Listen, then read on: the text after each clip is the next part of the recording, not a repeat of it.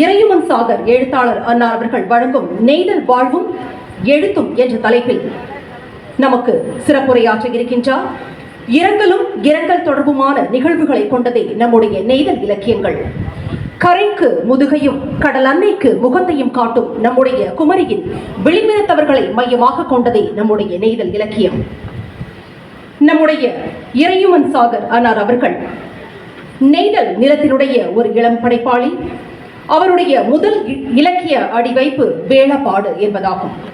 தேடலின் நேர்மையையும் அக்கறையும் தான் படைப்பின் பெருதியை தீர்மானிக்க முடியும். அவ்வகையில் முன்னோடிகளை பின்தொடர்தல் என்பதற்கு அப்பால் நம்மவர் புதிய கதைக்களங்களில் சுவடு பதித்துக் கொண்டிருக்கின்றார்.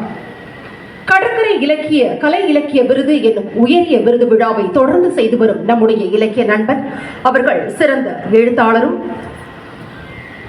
கடற்கரை பதிப்பகம் என்னும் இவருடைய பதிப்பகம் மூலமாக 10க்கும் மேற்பட்ட புதிய இளம் எழுத்தாளர்களை உருவாக்கியவர் என்ற பெருமைக்கும் பெற்றவர் நம்முடைய எழுத்தாளர் அவர்கள். அன்னார் அவர்களை சிறந்த ஒரு சிறப்புரையாற்ற வருமாறு நம்முடைய மாவட்ட நிர்வாகம் சார்பாக மனமுவர்ந்து வரவேற்கின்றோம்.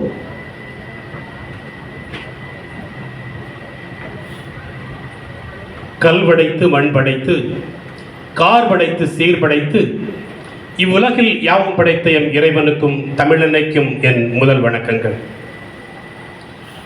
புத்தகத்தில் ஒளிர்வது ஞானத்தின் ஒளி என்ற விருது வாக்கோடு கன்னியாகுமரி மாவட்டத்தில் நடக்கக்கூடிய இந்த 6வது புத்தக கண்காட்சியில் 7வது நாளாகிய இன்று நடைபெறக்கூடிய இந்த அருமையான நிகழ்விலே வரவேற்புரை ஆற்றியிருக்கக்கூடிய ஊராட்சிகள் துறையினுடைய உதவி இயக்குனர் திரு ஆ. சிதம்பரம் அவர்களுக்கும், இந்த நிகழ்விலே தலைமையேற்றிருக்கக்கூடிய மாவட்ட முதன்மை கல்வி அலுவலர் திரு கா. தண்டபாணி அவர்களுக்கும், எனக்கு முன்னால் உரைகள் நிகழ்த்திய முனைவர் சு. ஜெயக்குமாரி அவர்களுக்கும், கவிஞர் நெல்லை ஜெயந்தா அவர்களுக்கும், திரு முல்லை செல்லத்துறை அவர்களுக்கும், நன்றியுரை ஆற்றவிருக்கின்ற வட்டாட்சியர் திரு டி. ஜூலியட் ஹூவர் அவர்களுக்கும், அனைவரையும் சிறப்பிக்கவிருக்கின்ற வட்டார போக்குவரத்து அலுவலர் திருமதி மே. சுசி அவர்களுக்கும், மாவட்ட முதன்மை நூலக அலுவலர் மற்றும் மாவட்ட நிர்வாகம், இங்கே பங்கு பெற்றிருக்கக்கூடிய எழுத்தாளர்கள், பெரியோர்கள், மாணவர்கள் அனைவருக்கும் என்னுடைய வணக்கங்களையும் வாழ்த்துக்களையும் உரித்தாக்குகின்றேன். இந்தியாவில் தமிழகத்தை போல இப்படி அனைத்து மாவட்டங்களிலும் புத்தக கண்காட்சிகள் நடைபெறுகிறா என்பது ஒரு பெரும் கேள்விக்குறி. அந்த அளவிற்கு தமிழகத்தில் அத்தனை மாவட்டங்களிலும் சிறப்பான முறையிலே இப்படி புத்தக கண்காட்சி நடத்தும் தமிழக அரசுக்கும், நம்முடைய இந்த கன்னியாகுமரி மாவட்டத்திலேயே பல இடையூறுகள் இதழ்கள் ஏற்பட்டாலும் அவைகளெல்லாம் தாண்டி அற்புதமான முறையில் நடத்தக்கூடிய குமரி மாவட்டத்தின் நிர்வாகத்திற்கும் அனைத்து ஒருங்கிணைப்பாளருக்கும் என்னுடைய நன்றிகளை மனதார தெரிவித்துக் கொள்கின்றேன். இன்றைக்கு நெய்தல் வாழ்வும் எழுத்தும் என்று சொல்லக்கூடிய ஒரு தலைப்பிலே உங்களோடு நான் சில கருத்துக்களை பகிரலாம் என்று நினைக்கிறேன். பஸ்ஸில் 2 சமவெளி சகோதரர்கள் இப்படி பேசிக்கிட்டாங்க. இந்த கடப்புறத்துக்கார மாதிரி பயங்கரமாக இப்போ முன்னேறிட்டாங்க, இப்போ நல்ல பணம். ஆமாம், அடுத்தவன் சொன்னால் ஆமாம் பயங்கர பணம், பயங்கர முன்னேற்றமாக்கும். அப்போ இன்னொருத்தர் சொன்னால் அது என்ன, இவரு என்ன அந்த ராளு குஞ்சை கொண்டு போய் கடலில் அங்கே போட்டு 6 மாதம் கழிச்சு 1 வருஷம் கழிச்சு பிடிச்சிட்டு வரதா, இப்போ கோரி எடுத்துக்கல வரேன். இன்னொருத்த விடலை, அப்படிலாம் ஒன்றும் கிடையாது, கோர்றது ஈஸி தான், ஆனால் போகிறது ரொம்ப கஷ்டம், இருந்தாலும் விடலை. அப்படியே என்ன பயங்கர பணம். அது மட்டும் இல்லை, இப்போ எல்லாம் கடற்படுத்தவங்க நல்லா படிக்க ஆரம்பிச்சாச்சு, நிறைய படிப்பெல்லாம் படித்தாச்சு. அப்போ தான் ஒரு முடிவுக்கு ஒரு பேச்சு வருது, அவங்கெல்லாம் பணம் வந்தாச்சு, நிறைய படித்தாச்சு, ஆனாலும் ஒரு மாற்றம் இல்லை அப்படின்ட்டு. பணம் வந்தது, படிப்பு வந்து, ஆனாலும் மாற்றம் இல்லை என்று ஒரு மதிப்பீடை மீனவர்கள் மேல் வைக்கிறார். இணையம் சர்வதேச சரக்குமட்ட துறைமுகம் வந்து கொண்டு வந்த போது களியக்காவலிலே பஸ்ஸுக்காக நான் நின்று கொண்டிருக்கிறேன். 2 சகோதரர்கள் அவர்களுக்குள்ளே பேசிக் கொள்கிறார்கள். இந்த கடற்புறத்துக்காரமாருக்கு முன்னேற்றம்னாலே பிடிக்காது, இந்த வளர்ச்சியினாலே பிடிக்காது, எந்த திட்டம் கொண்டு வந்தாலும் எதிர்க்கிறது. இந்த துறைமுகம் வாரத்துக்கு எந்த அளவுக்கு வளரும் தெரியுமா மாவட்டம்? ஒருத்தர் சொன்னால் ஒரு பெட்டி ஆட்டை வச்சாலே நான் பொழைச்சு பயங்கரமாக முன்னேறலாம். எனக்கெல்லாம் மனசுக்கு ஒரு மாதிரி பக்பக்குனாச்சு. பரவாயில்லை, எந்த அளவுக்கு அறிவு இருக்கு, கண்டெய்னரை வந்து பெட்டி ஆட்டோவில் ஏற்றி வந்து பிழைக்க போறானா அப்படின்னு நினைச்சேன். சாதாரண மக்கள் தான் இப்படி நெய்தல் மக்களை குறித்தும் அந்த வாழ்வை குறித்தும் சாதாரணமாக நினைக்கிறார்களா என்றால் நிச்சயமாக கிடையாது. சில ஆண்டுகளுக்கு முன்னால் புதிய தலைமுறையை நான் திறந்தபோது அதன் நடுப்பக்கத்திலே தமிழகத்தினுடைய மிகப்பெரிய ஒரு கவிஞர், பல ஆயிரம் பாடல்களை எழுதிய ஒரு கவிஞர் ஒரு வரியை எழுதியிருந்தார். நடுக்கடலிலே பெய்கிற மழை வீண் என்று எழுதியிருந்தார். எனக்கு அப்படியே பக்கன் ஆயிடுச்சு. என்னடா இவ்வளவு அறிவு சார்ந்த ஒருத்தர் வந்து இப்படி எழுதியிருக்காரு. எல்லா அறிவும் இருக்கு, ஆனால் கடலை குறித்த அறிவு இல்லாமல் போனதே. சில வேளை அவர் நினைக்கலாம், செடி கொடிக்கு தான் மழை தண்ணி தேவை, ஆறு குளங்குட்டை நிரம்புறதுக்கு தான் மழை தேவை, இந்த கடல்ல மழை வச்சு என்ன பிரயோஜனம், அது தண்ணி தானே, அதுலேயும் கட்ட உப்பா இருக்கும், அதில் போய் மழை வச்சு என்ன பிரயோஜனம் சொல்லி வீண் என்று எழுதுகிறேன். இதே போலத்தான் அடிக்கடி பலரும் சொல்லுகிறார்கள், கடலிலே ஆறு வந்து மழை நீர் வீணாக கலக்கிறது என்று அடிக்கடி சொல்லிக் கொண்டிருக்கிறார்கள். அன்புமிக்கவர்களே, இந்த நிகழ்விலே கூட என்னுடைய நெய்தல் நிலத்தை சார்ந்த ஒரு எழுத்தாளர் இதை குறித்து பதிவு செய்யும் போது இன்னொரு எழுத்தாளர் முகநூலிலே பதிவு செய்கிறார். பேசக்கூடியவர் பேசிவிட்டு போனார், சான்று எங்கே என்று கேட்கிறார். சான்று என்று கேட்கக்கூடியதன் அர்த்தம் அவர் இன்னும் சரியான நூல்களை படிக்கவில்லை அல்லது இந்த உலகை குறித்து அறியவில்லை என்று தோன்றுகிறது. அவர் மட்டுமல்ல, அவரை போன்ற அத்தனை இளம் நான் சொல்கிறது, நீங்கள் புத்தகம் படிங்க. அதுதான் இந்த மாதிரி புத்தக கண்காட்சியில் இருக்கு. புத்தகத்தை நான் இப்ப குறிப்பிட விரும்பவில்லை, நான் ஒன்றை மட்டும் சொல்லிக் கொள்கிறேன். இந்த உலகத்தினுடைய நிலப்பரப்பை நீங்கள் பாருங்கள், அது எப்படி வடிவமைக்கப்படும். இதெல்லாம் படைத்தவர் வந்து இறைவன். இறைவன் நம்மள மாதிரி ஆள் இல்லை. அவர் ஒவ்வொரு தொழிலையும் ஆழ்ந்து அறிந்து படைத்திருக்கிறார். அதனால்தான் இந்த ஆறு நதி உற்பத்தியாக கூட எடுத்து வளைந்து நெளிந்து ஒழுங்கு கடைசியில் அதை அந்த கடலில் கொண்டு போய் சேர்க்கிறாரு. அதுக்கு பொருள் என்ன? இந்த ஆறுகள் நதிகள் கடலிலே கலக்க வேண்டும் என்று அப்போதே படைக்கப்பட்டிருக்கிறது. கடவுள் படைக்கப்பட்ட இடத்துல நிறைய விஷயங்கள் கிடையாது. கரண்ட் கிடையாது. இன்னைக்கு நம்ம வந்து கரண்ட்ல கைப்பிடிச்சா செத்து போயிடுவோம். ஆனால் பறவைகள் பாருங்க, அதை உட்கார்ந்து அப்படியே கொஞ்சிட்டு இருக்கும். இதெல்லாம் அந்த அளவுக்கு அவருடைய படைப்பினுடைய வல்லமை அப்படின்றத சொல்லிக்கிறேன். அதனால கடல் வந்து கண்டிப்பாக இந்த மழைநீர் கலக்க வேண்டும், நன்னீர் கலக்க வேண்டும். நன்னீர் எல்லாம் கலந்ததால் கடல் செழிக்கும். கடல் செழிக்கும் என்றால் அது மீனவர்களுக்காக அல்ல, கடல் தான் இந்த உலகத்தினுடைய இயக்கம். கடல் செழிப்பாக இருந்தால்தான் இந்த உலகம் செழிப்பாக இருக்க முடியும்.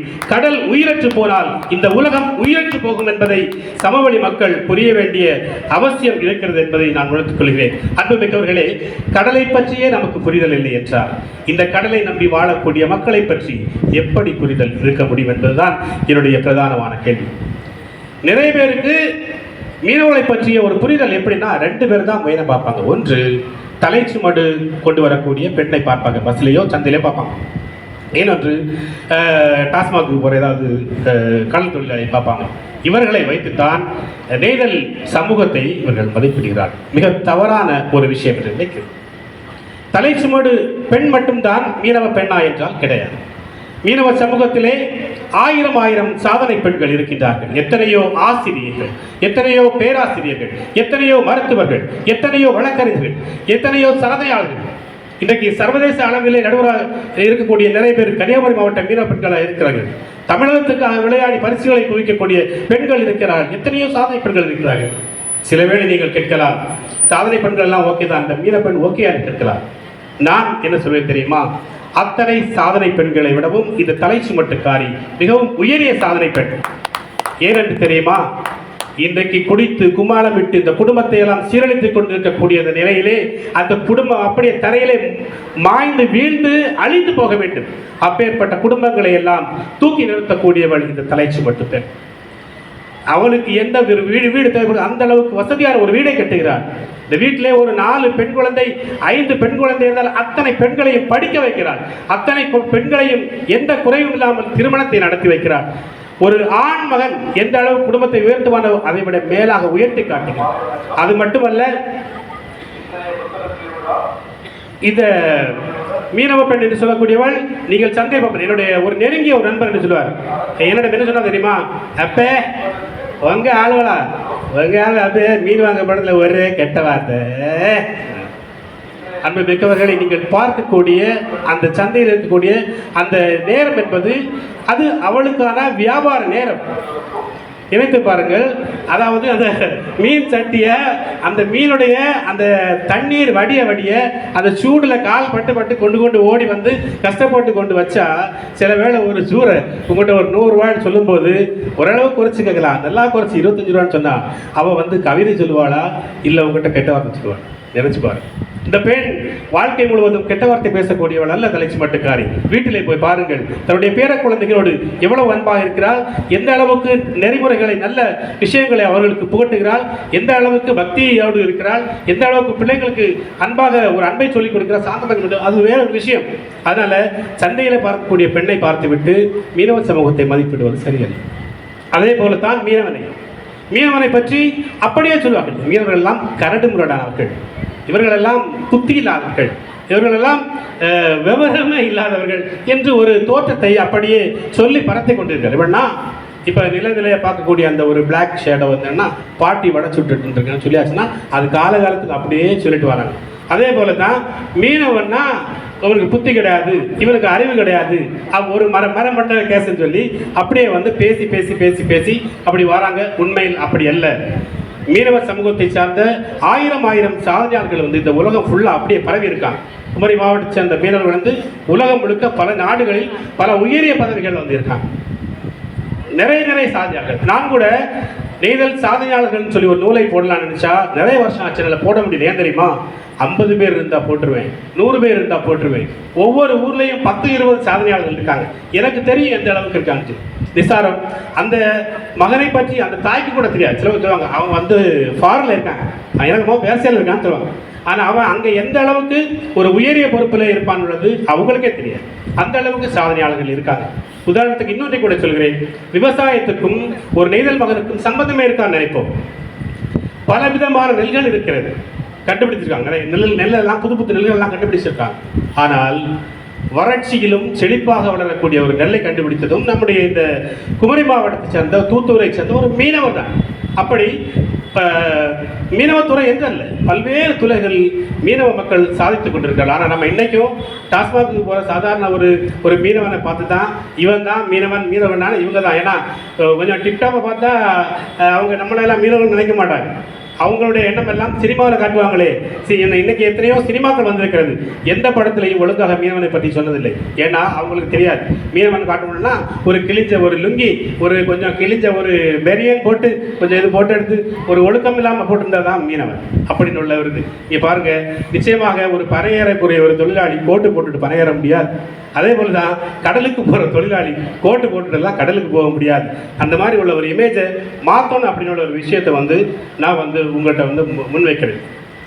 நிறைய மாற்றங்கள் வந்து எங்கள் மீனவ சமூகத்தில் நடந்திருக்கு. வறுமையில் இருந்த காலம் உண்டு, பஞ்சத்தில் இருந்த காலம் உண்டு, பசியில் இருந்த காலம் உண்டு. நானெல்லாம் சின்ன பையனாக இருக்கும்போது சோறு இல்லாமல் கிழங்கு மட்டும் சாப்பிடுவாங்க, மீனே சரியாக கிடைக்காது, இருக்கக்கூடிய கருவாடை சுட்டு சாப்பிடுவாங்க, நிக்கரில் பட்டன் இருக்காது சுருட்டி வச்சுட்டு போவாங்க. எத்தனையோ வறுமைகள் எல்லாம் இருந்தது. அது மீனவ சமூகத்தில் மட்டுமல்ல, ஒட்டுமொத்த உலகம் முழுக்கவும் இருந்தது, மாறிக்கொண்டே இருக்கிறது. அதே போல ஆனால் மீனவ சமூகத்தில் மாற்றம் வந்தது, உண்மைதான், ஒத்துக்கொள்கிறேன். அது நாங்களே எதிர்பாராத அந்த அளவுக்கு உயர்ச்சியை பெற்றது, மறுப்பதற்கில்லை. காமராஜரை பற்றி தெரியாத யாருமே கிடையாது, காமராஜருடைய ஆட்சியை புகழாத யாருமே கிடையாது. காமராஜரை எல்லோருக்குமே தெரியும். ஆனால் காமராஜரின் ஆட்சியிலே ஒரு பெண்மணி இருந்தார். அவருடைய பேர் என்ன தெரியுமா? லூர்தம்மா சைமன். எத்தனை பேருக்கு காமராஜரை தெரிந்து, எத்தனை பேருக்கு லூர்தம்மா சைமனை தெரியும்? லூர்தம்மா சைமன் நம்முடைய கன்னியாகுமரி மாவட்டத்திலே குளச்சல் ஊரை சார்ந்தவர். அவ்வளவு சாதாரண பெண்மணி அல்ல. தமிழகத்தினுடைய முதல் அமைச்சராக தன்னை நிலைநிறுத்திக் கொண்டவர். லஞ்சமே வாங்காத ஒரு அமைச்சராக தன்னை பதிவு செய்து கொண்டவர். அது மட்டுமல்ல, இந்த கன்னியாகுமரி மாவட்டத்தினுடைய மீனவ சமூகத்தினுடைய வளர்ச்சிக்கு வித்திட்டவர். விசைப்படகுகளை இந்த மாவட்டத்தில் அறிமுகம் செய்தவர். ஒரு படகு 2 படகு மட்டும்தான் முதலில் அறிமுகம் செய்தார். இன்னைக்கு நீங்க பாருங்க, கன்னியாகுமரி மாவட்டத்தில் 1000க்கு மேற்பட்ட விசைப்படகுகள், 120 அடி போட்டு 130 அடி போட்டு ஒவ்வொரு போட்டு நீங்க பார்த்தீங்கன்னா கப்பலை போல நிமிர்ந்து நிற்கும். அந்த மாதிரியே 1000க்கு மேலான விசைப்படகுகளை கொண்டு இன்னைக்கு வந்து நிற்கிறது. அது மட்டும் இல்லை, இது மீனவருடைய வளர்ச்சி மட்டுமல்ல, மீனவர்களால் இந்த கன்னியாகுமரி, ஒட்டுமொத்த கன்னியாகுமரிக்கு வளர்ச்சி. உங்களுக்கு தெரியும், கடல்ல மீன் படலைன்னா நாகர்கோவிலுடைய தொழில் ஸ்தம்பிக்கும். கடல்ல மீன் படலைன்னா மார்த்தாண்டத்தினுடைய தொழில் நின்று போகும். மண்டே மார்க்கெட்டாக இருக்கட்டும், புதுக்கடையாக இருக்கட்டும், கலைக்கடையாக இருக்கட்டும், மீன் பட்டாதான் பிஸ்னஸ் நடக்கும். மீன் கொஞ்ச நாள் படலைன்னா பிஸ்னஸை மந்தமாகும். இங்கே மட்டும் கிடையாது, கன்னியாகுமரி மாவட்ட மக்கள் தொழில் செய்யக்கூடிய கொச்சி நகரம், கேரளாவில் வந்து ரொம்ப முக்கியமான ஒரு நகரம் கொச்சி நகரம். அந்த கொச்சி நகரத்தில் கன்னியாகுமரி மாவட்டத்தில் உள்ள மீனவர்கள் கடல் தொழிலுக்கு போகலைன்னா கொச்சி நகரம் ஸ்தம்பிக்கும். அந்த அளவுக்கு மீனவருடைய அந்த வணிக விஷயங்கள் வந்து வருமான விஷயங்கள் வந்து இருக்கிறது. நாட்டுக்கு அந்த அளவுக்கு ஒரு மீனவன் அந்நிய செலாவணியை கொடுத்து கொண்டிருக்கிறார். இன்னைக்கு வந்து கன்னியாகுமரி மாவட்டத்தில் 4 துறைமுகங்கள் இருக்கிறது. 3 அரசு துறைமுகம், ஒரு தனியார் துறைமுகம். அந்த தனியார் துறைமுகம் கூட ஒரு மீனவருடைய உழைப்பால் முயற்சியால் வந்த ஒரு துறைமுகம். தேங்காய்பட்டணம் துறைமுகம் அற்புதமான பல துறைமுகங்கள் இங்கே இருக்கிறது, வளர்ந்து கொண்டு தான் இருக்கிறது. இன்னைக்கு பாருங்க, அதே மாதிரி நம்ம மாவட்டத்தில் உள்ள பல இடங்களுமே சந்தைகள் வந்ததுனால தான் வந்தது. இந்த சந்தைகள் எல்லாம் எப்படி வந்தது? கண்டிப்பாக முதலாக ஒரு மீனவ பெண் ஒரு சர்வத்தை கொண்டு ஒரு இடத்துல கொண்டு வச்சு மீன் விற்றுருப்பாங்க. அந்த சர்வம் வச்சு மீன் விற்று இன்னொருத்தங்க கொண்டு போய் காய்கறி உடைப்பாங்க. அதுக்கு பிறகு 2 சர்வாகும், காய்கறி கூடும், அது ஒரு சந்தை ஆகும். அதுக்கு பிறகு அது ஒரு நகரமாகும். அப்படித்தான் எல்லாமே ஆயிருக்கு. இன்னைக்கு கூட நீங்க பார்க்கலாம், ஒரு இடத்துல ஒரு மீன் விற்கிற பெண்ணு ஒரு சர்வம் வச்சா சர்வத்தை சவுட்டி தள்ளி போட்டுட்டு கொண்டு போவாங்கன்னு சொல்லுவாங்க. தயவு செய்து அப்படி பண்ணாதீங்க. அவங்களுக்காக நான் சொல்லல, ஒரு 10 வருடத்துக்கு பிறகு அந்த மீன் சட்டி வைக்கக்கூடிய இடம் ஒரு நகரமாக மாறுவதற்கான வாய்ப்புகள் உண்டு என்றுதான் நான் பதிவு செய்ய விரும்புகின்றேன். இந்த மாதிரியான வாழ்க்கை முறை மட்டுமல்ல, நெய்தல் சமூகம் பல்வேறு விஷயங்கள் வளர்ந்து கொண்டிருக்கிறது. அரசியலிலும் அப்படித்தான். இத்தனை காலமும் எப்படி என்றால், அரசியலிலே இந்த எங்கள் மக்கள் வந்து தலையிடவே மாட்டாங்க. நீ பட்ட பாடு பட்டுட்டு போன்னு சொல்லி விட்டுருவாங்க. ஓட்டு வரும்போது ஓட்டை போடுவோம், அதுக்கு பிறகு நீ எந்த வேணாலும் பண்ணிக்கோ, அவ்வளோதான். இப்போது அப்படி இல்லை. இப்போது எங்களுக்கும் அரசியல் பிரதிநிதித்துவம் வேண்டும். நாங்கள் வெறும் ஓட்டு போடக்கூடியவர்களாக இருக்க மாட்டோம். எங்களுக்கு ஓட்டு வேண்டும், எங்களுக்கும் அரசியல் பிரதிநிதித்துவம் வேண்டும். நாங்களும் அந்த உரிய பதவிகளில் இருக்க வேண்டும் என்று ஒவ்வொருவரும் தன்னுடைய முயற்சியில் வந்திருக்கிறார்கள். அதே போல தான் அரசு பதவிகளிலும் வர வேண்டும் என்கிற ஒரு மாற்றம் நிகழ்ந்திருக்கிறது. இத்தனை காலமும் எம்ப்ளாய்மெண்ட் பக்கத்திலேயே எங்கள் சமூக மக்கள் போனதில்லை. ஆனால் இன்றைக்கு அதற்காகவே ஒவ்வொரு கிராமங்கள் தோறும் விழிப்புணர்வை கொடுத்துக் கொண்டிருக்கிறோம். அரசு பதவிகளிலே அமர வேண்டும், அரசு உயர் பதவிகளிலே மீனவ சமூக மக்கள் வந்து அமர வேண்டும் என்று விழிப்புணர்வை கொடுக்கிறோம்.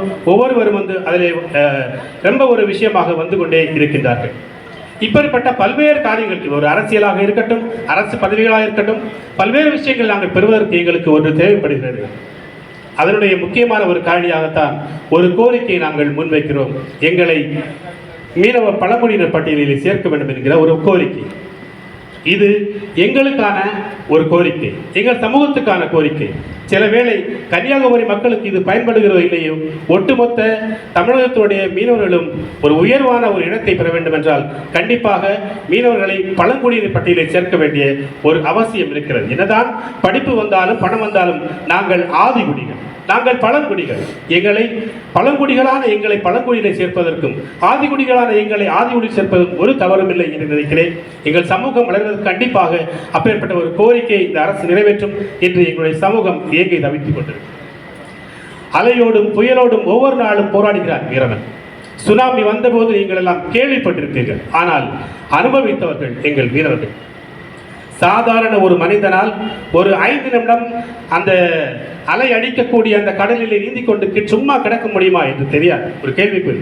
சில வேளை நான் கூட கிடக்க, நானும் மீனவன். ஆனால் 4 நாட்கள் 5 நாட்கள் அந்த நேரம், அந்த சுனாமி காலத்தில் எப்படின்னா அந்த காற்று வந்து சூடு காற்றாக இருந்தது. நம்ம டீக்கடையில் வந்த அதுலேருந்து வரக்கூடிய சூடு தண்ணி மாதிரி உடம்புல பட்ட இடம் எல்லாமே கொள்ளிச்சு. அந்த அளவுக்கு சூடு காற்று. அந்த எவ்வளவு பெரிய ராட்சசாலைகள் அங்கே நடுக்கடல்லே வந்தது. இதையெல்லாம் தாங்கி சாதாரண ஒரு ஆயில் கேனை பிடிச்சுக்கிட்டு அவனுடைய மூத்திரத்தை மட்டுமே குடிச்சுக்கிட்டு 4-5 நாட்கள் தாக்கு பிடித்து வாழ்ந்து கரைக்கு வந்த மீனவர்கள் எத்தனை பேர் இருக்காங்க. அவருடைய மனதிடம், மன உரம், அவருடைய வலிமை, அந்த மாதிரி உள்ள விஷயங்களை பார்க்கலாம்.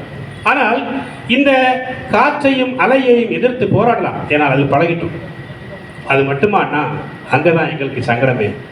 அரசாங்கத்திடமிருந்து வரக்கூடிய திட்டங்களும் எங்களை கரையிலும் போராட வைக்கிறது. கடலிலே போராடி கொண்டிருக்கிறது போராடிட்டு கரையிலும் ஒவ்வொரு திட்டங்கள் வரிசையா அந்த எறும்பு லைனா வந்துட்டு இருக்க மாதிரி, இன்னைக்கு கண்டெய்னர் லாரி அப்படி போயிட்டு இருக்க மாதிரி வரிசையாக திட்டங்கள் வந்து கொண்டிருக்கிறது. அங்கேயும் சொல்கிறார்கள், இவங்க வந்து எந்த திட்டம் வந்தாலும் எதிர்க்க. மிக தவறான ஒரு கருத்து. 100 திட்டங்கள் வருகிறது என்றால் 30 திட்டங்களை எதிர்க்கிறோம். அது எங்களுக்கு எதிரான, எங்களை அழிக்கக்கூடிய திட்டங்கள், எங்களை வாழ வைக்கக்கூடிய திட்டங்களை வரவேற்றுக் கொண்டிருக்கிறோம், அனுபவித்துக் கொண்டிருக்கிறோம். அதை மறுக்கவில்லை, நன்றியோடு நாங்கள் உங்களுக்கு சொல்கிறோம். அதேவேளை எங்களுடைய இனத்தை, எங்களுடைய வாழ்க்கையை, எங்களுடைய வாழ்வாதாரத்தை அளிக்கும் என்றால் அது எந்த ஒரு திட்டமாக இருந்தாலும் கண்டிப்பாக அதை நாங்கள் எதிர்க்க வேண்டிய கட்டாயத்தில் இருக்கிறோம். எல்லோருக்குமே தெரியும், போராட்டம் என்பது கண்டிப்பாக போராட விஷயம் தான். போராட்டங்கள் இல்லாமல் இந்த உலகத்தில் யாரும் எதையுமே சாதித்து கிடையாது. இந்தியா இன்றைக்கும் ஒவ்வொரு ஆண்டும் கொடியேற்றி சுதந்திர தினத்தை கொண்டாடி கொண்டிருக்கிறது என்றால் அது போராட்டத்தில் கிடைத்த ஒரு வெற்றி தான். இன்றைக்கும் தமிழகத்திலே ஒரு மொழிக்காக போராடி கொண்டிருக்கிறோம். தமிழ் மொழிக்காக போராடி கொண்டு இந்திய ரயில்வே ஸ்டேஷன்லாம் நீங்கள் பாருங்கள், இந்தியை வந்து பிளாக் பேனல் அடிச்சுட்டு இருக்கோம். ஏன்?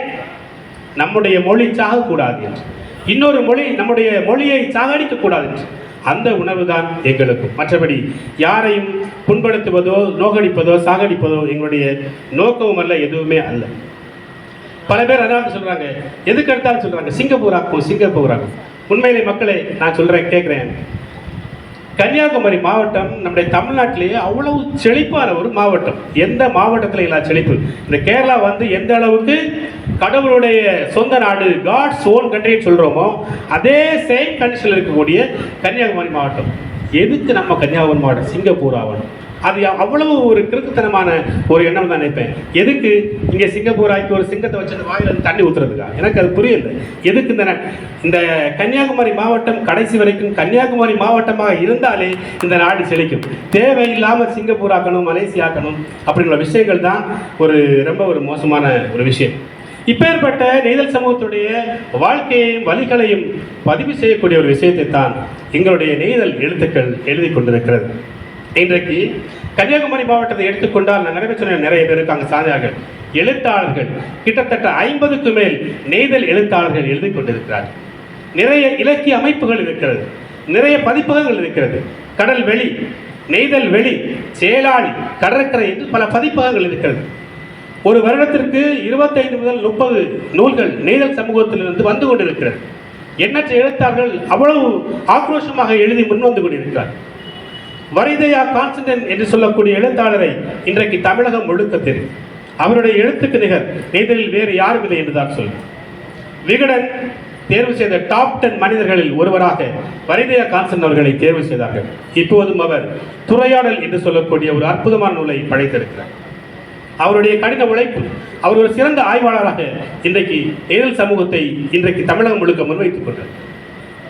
குறும்பனை சி பெர்லின் அவர்களை அறியாதவர்கள் யாரும் கிடையாது. இந்த பெயரை கேட்டாலே அதிரும் இல்லைன்னு சொல்லுவாங்கல்ல, அதே மாதிரி அதிரக்கூடிய ஒரு பெயர் குறும்பனை சி பெர்லின். யாருக்கு என்ன கருத்து இருக்கிறதோ அது எனக்கு தெரியாது. என்னை பொறுத்த அளவில் கன்னியாகுமரி மாவட்ட நெய்தல் சமூகத்துக்கு அது கிடைத்தது அவர் ஒரு பெரிய ஒரு வரம் என்றுதான் நான் சொல்வேன். குறும்பனை பெர்லின் இல்லாத ஒரு கன்னியாகுமரி மாவட்ட நெய்தல் சமூகத்தை நான் நினைத்து பார்க்க முடியல. நாளைக்கு ஒரு நாள் குறும்பனை பெர்லின் பிறகு இன்னொரு பெர்லின் பிறப்பாரா என்பது கூட எனக்கு ஒரு கேள்விக்குறி. அந்த அளவுக்கு அவருடைய பணிகளை நாம் சொல்லலாம். பல்வேறு எழுத்தாளர்கள் திறம்பட எழுதி கொண்டிருக்கிறார். செல்லு என்று சொல்லக்கூடிய நூலை படைத்த செல்வராஜ் விகடனுடைய விருதை பெற்றவர், சிறந்த சிறுகதை தொகுப்பு. அதே போல கிறிஸ்டோபர் ஆண்டனி அமெரிக்காவில் இருந்து கொண்டு குமரனுடைய வாழ்வியலை எழுதி கொண்டே இருக்கிறார். சுஜாதா விருது பெற்ற ஒரு எழுத்தாளர். ஆண்கள் மட்டும் எழுதி கொண்டிருக்கிறார்கள் இல்லை, மீனவ சமூகத்தை சேர்ந்த எத்தனையோ பெண்கள் எழுதி கொண்டிருக்கிறார். சத்யா என்று சொல்லக்கூடிய எழுத்தாளர் இன்றைக்கு குமரி மாவட்டத்தில் தெரியாத நபர்கள் கிடையாது. அந்த அளவுக்கு ஆக்ரோஷமாக தன்னுடைய நூல்கள் மூலமாக மட்டுமல்ல, நூல் விமர்சனம், இலக்கிய குழு என்று பரவலாக பங்கெடுத்துக் கொண்டிருக்கின்றார். ஆன்சிமோல் என்று சொல்லக்கூடிய ஒரு முனைவர் அவர்கள் இன்றைக்கு பல கல்லூரிகளிலும் பேசிக் கொண்டிருக்கிறார். தற்போது கடந்த வாரம் கூட இலங்கையில் சென்று உரையாற்றி வந்திருக்கிறார். அதே போல கவிஞர் ஜூடி சுந்தர், அதே போல வழக்கறிஞர் ஜாக்குலின் மேரி கிளேர் என்று சொல்லக்கூடிய ஓய்வு பெற்ற ஆசிரியர், 80 வயது தாண்டி 85 வயசு இருக்கும். அவங்க 2-3 புத்தகம் வெளியிட்டாங்க. இப்போ ஈரடி வெண்பா அப்படின்னு சொல்லி 2000 ஈரடி வெண்பாக்களை எழுதி நூலை வெளியிட தயாராகி கொண்டு சகாய சுசி என்று சொல்லக்கூடிய ஒரு ஆய்வாளர், இப்படி எண்ணற்ற பெண் எழுத்தாளர்கள் எங்கள் எழுதி பல்வேறு நூல்களை வெளியிட்டுக் கொண்டிருந்தார். இப்படி மட்டும் பார்த்தா இல்லை, கடல் வேலைக்கு செல்லக்கூடியவர்கள் எழுதுகிறார்கள். முட்டம் வால்டரை பலரும் கேள்விப்பட்டது. அவர் 5ஆம் கிளாஸ் மட்டும்தான் படித்தவர், கடல் தொழிலுக்கு போகக்கூடியவர். அவர் 5 புத்தகங்களுக்கு மேலே எழுத்தார். அதே போலதான் பவுலின் என்று சொல்லக்கூடியவர். பவுலின் நம்முடைய இந்த சாதா முக்குவரை பற்றி அல்ல, இந்து முக்குவர், அரையர் முக்குவர் என்று பல்வேறு விஷயங்களையும் ஆய்வு செய்து எழுதி கொண்டிருக்கிறார். சாதா கடல் தொழிலுக்கு போகிறவன் தான் எழுதுறாங்கன்னா இல்லை, ஆழ்கடலிலே செல்லக்கூடிய மீனவனும் எழுதி கொண்டிருக்கிறார். கடிகை அயல்ராஜ் என்று சொல்லக்கூடியவர் ஆழ்கடலிலே வேலை செய்து கொண்டிருக்கிறார். லியோன் சசி என்று சொல்லக்கூடிய கவிஞர் ஆழ்கடலிலே வேலை செய்து கொண்டிருக்கிறார். ஆழ்கடலில் அந்த போட்டில் இருந்து வேலை பார்க்குறதே கஷ்டம். ஆனால் அங்கே கிடைக்கக்கூடிய நேரத்தில் இருந்து கவிதை எழுதுறது, நாவல் எழுதுறது எவ்வளோ விஷயம்னு நினைச்சு பாருங்க. அங்கே இருந்து கொண்டு எழுதுகிறார்கள். கணிகை எல்ராஜ் அவர்கள், எம் சசி போன்றவர்கள் தான் பல எழுத்தாளர்கள். அவருடைய நூல்கள் இன்றை கல்லூரிகளிலே பாடத்திட்டமாக அமைந்திருக்கிறது. அதே போலத்தான் கப்பல் மாலுமிகள். ஆண்டனி டெல்லி அவர்கள் இருக்கின்றார்கள், ஆண்டனி அரசு இருக்கின்றார், ஜஸ்டின் திவாகர் இருக்கின்றார். இப்படி பல்வேறு கப்பல் மாலுமிகளாக இருந்து தங்களுடைய வாழ்க்கை அனுபவத்தை நூல்களாக படைத்துக் கொண்டிருக்கிறார்கள். சகாய பெனடிக்ட் அவர்களும் இப்பொழுது கப்பலிலே இருந்து கொண்டுதான் பல்வேறு அரிய பல ஆய்வு நூல்களை தந்து கொண்டிருக்கின்றார். அதே போல அறப்பணியாளர்களும் வெறும் கிறிஸ்தவம் சார்ந்த நூல்களை கொண்டு வரவில்லை, அருமையாக இலக்கியத்திற்காக உழைக்கக்கூடியவர்கள் இருக்கிறார்கள். ஃபாதர் கிளாரட் அவர்களை அதில் முதன்மையாக நாம் குறிப்பிட்டு பேசலாம். அதே போலதான் பல்வேறு எழுத்தாளர்கள், குளச்சலை சேர்ந்த அருள் அவர்கள், ஜவஹர் அவர்கள், அதே போல பூத்துரையை சேர்ந்த சுமுஜி டொனால்ட் அவர்கள், தொபியாஸ் ஹெல்ஜின் அவர்கள், வியானி அவர்கள், சாபு விஸ்மா அவர்கள், சஜிகுமார், அருள் ஸ்நேகம், வினி, திருத்தமிழ் தேவனார், இப்படி பல்வேறு எழுத்தாளர்கள். திருத்தமிழ் தேவனாரை தெரியும். இன்றைக்கு நாகர்கோவிலே மிக சிறப்பாக இலக்கிய அமைப்பை சிறப்பாக நடத்தக்கூடிய ஒரு மாபெரும் மனிதர் திருத்தமிழ் தேவனார். அவருடைய பணிக்கு ஈடாக வேற விஷயத்தை நம்ம சொல்ல முடியாது, அந்த அளவுக்கு அவர் பணி செய்வார். இப்படி ஒவ்வொருவரையும் பட்டியலிட்டுக் கொண்டே போகலாம். நெய்தல் சமூகம் எப்படித்தான் வளர்ந்தாலும் விமர்சனங்கள் தாறுமாறாக தான் போயிட்டு இருக்கு. அதே போல தான் நெய்தல் இலக்கியம் வளர வளர விமர்சனங்கள் அதுலேயும் தாறுமாறு தான் போயிட்டு இருக்கு. இது நீங்கள்லாம் நெய்தல் எழுத்தாளர்கள்லாம் எழுத வேண்டாம், நீங்கள்லாம் நிறுத்துங்க, நீங்கள்லாம் புக்கே போட வேண்டாம்னு சொல்லலாம். இந்த விமர்சனங்களை எல்லாம் நாங்கள் ஒரு தடைக்கல்லாக எடுக்கிறதே இல்லை. நதிகள், எந்த ஒரு நதியும் எத்தனையோ கல்கள் குறுக்கே வந்தாலும் பொருட்படுத்தாது. அந்த கல்லுக்கு மேலே ஏறி போயிட்டே இருக்கும், அந்த கடலை போய் சேரும். அதே போல தான் நாங்கள் இந்த தடைகளை எல்லாம் மனசில் வைக்கிறதும் கிடையாது, தடைகளை எண்ணி நிறுத்த போகிறதும் கிடையாது. எவ்வளவோ ஆக்ரோஷமாக எழக்கூடிய அந்த அலைகளை எல்லாம் இடித்து கொண்டு அலையை கடந்து போவோம் என்றால் இந்த விமர்சனங்களை எல்லாம் கடந்து போவது எங்களுக்கு எளிதல்ல. ஆனாலும் இந்த தேவையற்ற விமர்சனங்களை வைப்பதை நிறுத்த வேண்டும். ஒரு புரிதலற்ற ஒரு விஷயங்களை மாற்ற வேண்டும். எல்லா மனிதர்களும் மனிதர்கள். காரணம், ஒரு சமூகத்தை அல்லது ஒரு மனிதனை உருவத்தை வைத்து எடை போடக்கூடாது என்பதுதான் என்னுடைய ஒரு எண்ணம். நிச்சயமாக நெய்தல் சமூகம் இன்னும் உயர உயர வளரும், நெய்தல் எழுத்தும் உயர உயர வளரும். இந்த அற்புதமான இந்த புத்தக திருவிழாவிலே எனக்கு வாய்ப்பளித்தமைக்கு நன்றி. புத்தக திருவிழாவிலே அனைவரும் புத்தகங்களை வாங்க வேண்டும். சில வேளை நம்முடைய வாழ்க்கையை அல்லது உங்களுடைய வாழ்க்கையை மாற்றக்கூடிய ஒரு புத்தகம் இந்த புத்தக திருவிழாவிலே நீங்கள் வாங்கக்கூடிய ஒரு நூலாக கூட இருக்கலாம். புத்தகங்களை வாசியுங்கள், வாழ்க்கையில் உரையுங்கள். வாய்ப்புக்கு நன்றி கூறி விடைபெறுகிறேன். நன்றி, வணக்கம். உண்மையிலே நெய்தல் நிலம் சார்ந்த வாழ்க்கை என்பது மிகுந்த வருத்தத்தையும் வேதனையும் தரக்கூடாது. எவ்வாறு சமுத்திரத்தில் உப்பு அதிகமாக இருக்குமோ அதே போல் நெய்தல் நில வாழ்க்கையும் மகிழ்ச்சியாக இருக்கும். அந்த மகிழ்ச்சியிலும் சில துன்பங்கள் கலந்திருப்பது வருத்தமாகத்தான் இருக்கிறது என்று பதிவு செய்திருந்தார்கள். பல்வேறு கோரிக்கைகள், பல்வேறு நியாயங்கள் என்று அவருடைய கடற்கரை பதிப்பகம் என்றதை சுட்டிக்காட்டி இங்கு மையப்படுத்தி பேசியிருக்கிறார்கள். எழுத்தாளர் எரியும் சாகரின் நெய்தல் சார்ந்த உரை, நெய்தல் வாழ்வும் எழுத்தும் நெய்தல் நிலத்தை தலைநிமர செய்திருக்கிறது. இந்த உரையிலே அந்த வகையிலே சிறப்பான ஒரு உரையாற்றிய நெய்தல் சாகர் அவர்களுக்கு எங்களுடைய மாவட்ட நிர்வாகத்தின் சார்பாக வாழ்த்துக்களையும் பாராட்டுக்களையும் தெரிவித்துக் கொள்கிறோம். நீங்கள் தடை போட்டாலும் தொடர்ந்து எழுதுங்கள், வெற்றி வாகை சூடுங்கள் என்று இந்த நேரத்திலே சமுத்திரம் போல் உங்கள் உள்ளமும் பறந்தது, உங்கள் எழுத்துக்களும் பறந்து விரியட்டும் என்று எங்களுடைய மாவட்ட நிர்வாகத்தின் சார்பாக மனமார்ந்த வாழ்த்துக்களையும் பாராட்டுகளையும் தெரிவித்துக் கொள்கிறோம்.